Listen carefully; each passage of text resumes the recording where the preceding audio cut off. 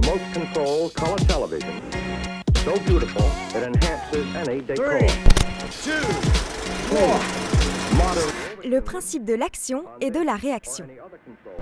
C'est en 1687 que Newton, dans ses Philosophiae Naturalis Principia Mathematica, m'énonce comme son troisième principe. Il me décrit de la façon suivante. L'action est toujours égale à la réaction, c'est-à-dire que les actions de deux corps l'un sur l'autre sont toujours égales et de sens contraire. Ce qu'on pourrait préciser par « si un corps A exerce une force sur un corps B, alors le corps B exerce une force d'intensité égale et de sens contraire sur le corps A ».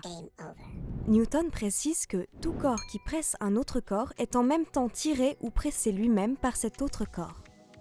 L'ouvrage de Newton a été traduit en français par Émilie du Châtelet, femme de lettres, mathématicienne et physicienne d'exception. C'est grâce à elle et à Voltaire que nous connaissons cet ouvrage sous le nom de Principes mathématiques de la philosophie naturelle, et sa traduction fait encore autorité aujourd'hui. Mon nom d'action-réaction n'est pas toujours bien compris.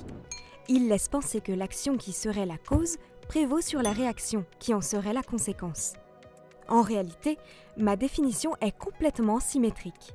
C'est pourquoi je préfère que l'on m'appelle principe d'action réciproque, car l'action et la réaction sont indissociables. J'ai de nombreuses applications dans la vie de tous les jours.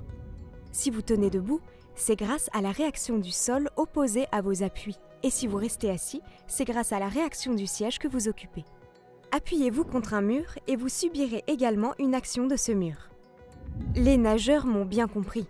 Ils poussent vigoureusement, avec leurs pieds, les bords de la piscine afin que ceux-ci les propulsent dans l'autre sens, tout comme le rameur qui repousse l'eau dans un sens pour avancer dans l'autre. Je m'exerce également au niveau microscopique.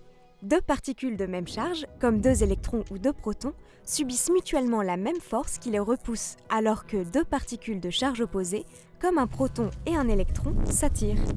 Mais mon application la plus spectaculaire reste l'avion à réaction, qui me doit son nom, même si certains cancres l'ont rebaptisé avion à rédaction dans leur copie. La réaction est encore plus apparente dans l'effet fusée.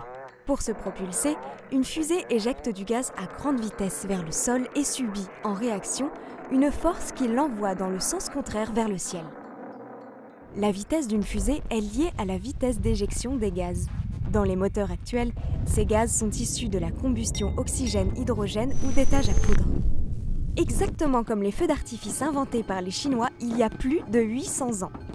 À très grande échelle, dans le cadre de la mécanique newtonienne, je permets, avec la gravitation universelle, le calcul des orbites des astres.